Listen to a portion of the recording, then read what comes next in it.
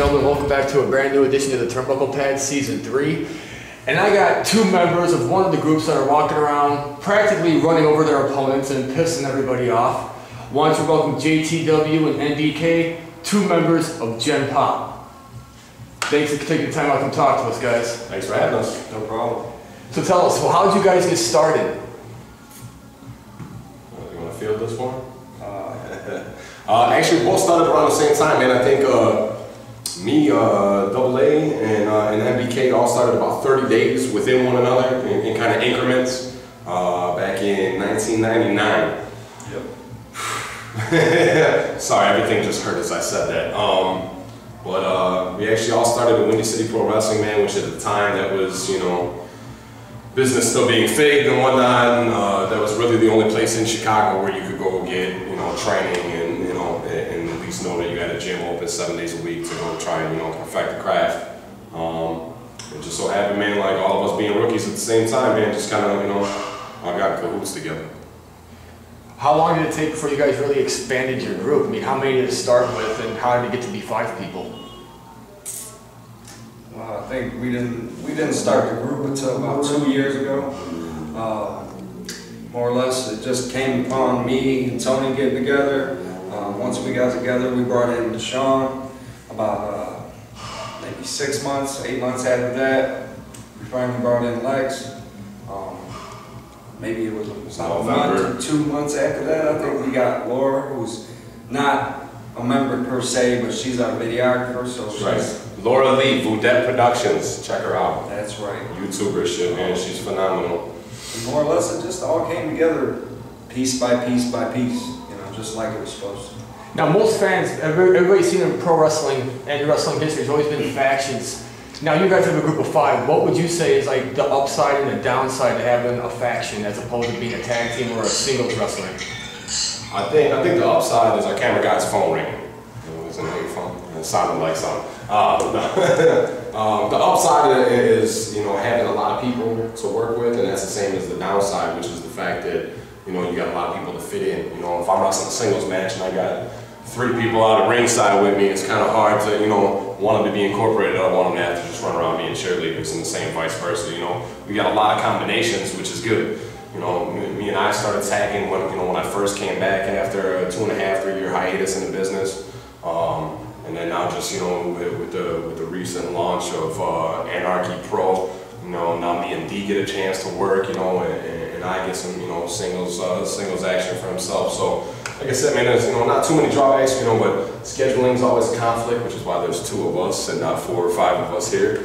And then, like I said, man, just, you know, working a show, you know, you get certain windows, whether it's, you know, 5 to 7 or, you know, 10 to 15 minute match, and, you know, you're trying to fit 5 people in addition to whoever you're working, you know, so it's got its ups and downs, man, but I mean, having the cohesive unit, I mean, we've always been a clique, man, you know, I mean, this is family, you know, and that's the same thing with, you know, with D and, you know, even Lex and Laura now, or, you know, I mean, it's, you know, it goes beyond the, you know, beyond the curtain, so to speak. What's been like one of your highest pinnacles? I mean, did you guys have a moment that you knew things were really taking off for you? Like a special moment for the group? I would like to say Toyota Park, JTW versus Vito was probably the moment that I knew that we was like starting to take off. After that, we just molded into a team, went on.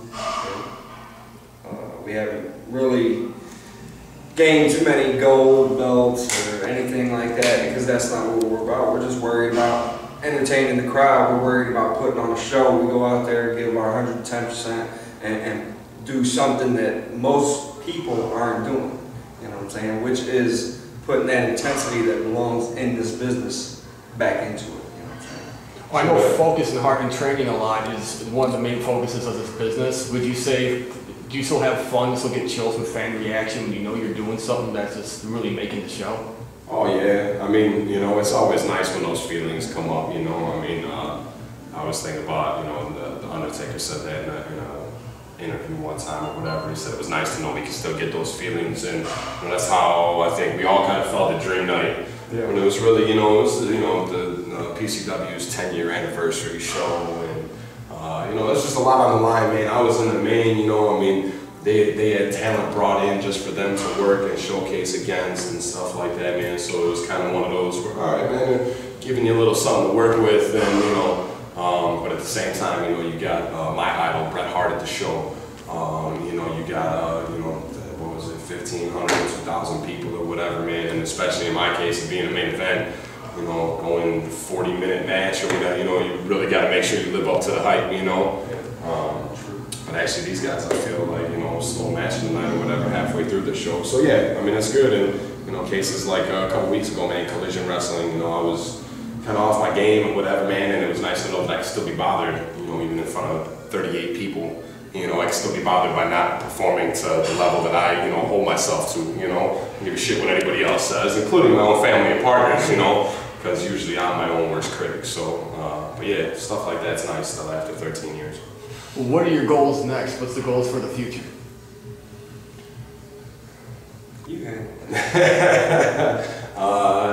Immediate goals, man, are just to try and overtake, you know, Chicago wrestling first, man. We all want to get back out on the road, and you know, I mean, it was hard before I took a hiatus, like I said, man, for a good minute. You know, you're out on the road, man, 3-4 days a week, and you come back and you're stuck at work for 3-4 days just to afford going out of town, and it's a vicious circle without, you know, a lot of times there being payoff other than getting the working match, running into some other good talent or whatever, and, you know, maybe meeting a new friend or something in the process, but, you know, once in between PCW, Anarchy Pro, this guy's always on IUWA or UWC or, you know, Galley. Like I said, hopefully we're going to get into Collision and CSW now, and I mean, you know, it's just like people that want to go, you know, across the pond to Europa, as I like to call it, or whatever. Well, you know, you want to see the world. Have you even seen the States? You know, and that's kind of where I was before in the business, and that's what I want to get back to, is just, you know, being on the road, you know, every weekend, have one show, you know, at home, and be able to, you know, see all our people and make sure they're coming to see us, because they don't have every weekend to do it. And then thereafter, you know, like I said, man, just, you know, be on the road, and, you know, whether it's Florida for FCW or Florida for TNA, man, you know, the end all be all goal is always to get paid and become a world name, man, just not a Midwest name. So. Well, on our show, we always ask this question to all our guests. What kind of advice would you give to someone who wants in this business, or someone new in this business? Go. No, go ahead, man. I would have to say, if I was going to give any advice whatsoever, it would probably be make sure that you bring your 110%, your intensity, your heart, or otherwise don't. Because there's too many people out there that are in this business that don't bring that. They go in there in the ring and do their thing like it's just a job, nothing more, nothing less. It's not just a job. It's entertainment that has been going on for the past 70, 80 years, and if done right, every single fan in there will go home happy. If done wrong, if the intensity ain't there, half those people are going to walk away from the show like, I wish I would have spent my $10, $15 on something else. So put that intensity, put that heart, put that absolute soul into it, or otherwise just don't do it. Go find something else to make your hobby. You know? I'll still say go to college. It ain't even worth it. There's so many workers out there, man. I mean, it cuts down anything that you do outside the realm of, you know, a normal 9 to 5 or, you know, even third shift job, whether it's union or not. You got way more people in the wrestling industry, man. You go online, there's so many feds, there's so many workers, and you know, the talent pool, man, just every year, man, keeps getting higher and higher and higher. Where it used to be, all right, there'd be a couple good workers, you know, a couple good entertainers, but you know, now you got guys that are a complete package, man. You're running into them in every state, in every city, in every little fucking podunk town, and you know, God, you know, the human body is definitely not, you know, God's intention, man, when it comes to pro wrestling. I mean, it's just, you know, after 13 years, man, what doesn't hurt, you know? It'll take you 20 minutes to stand up straight in the morning. Is it worth it for $50? Which is also something, you know, that you run into later. But, you know, anybody that's got the true love, the true passion, or the, as I like to call it, man, the worst drug addiction I've ever known, professional wrestling, you know, if you got it like that, man, then just go dead in. That's what we did. Those are golden words to live by, fans. JTW, NBK, we thank you so much for taking the time out to come talk with us. Fans, you just heard it exclusively from two members of Gen Pop.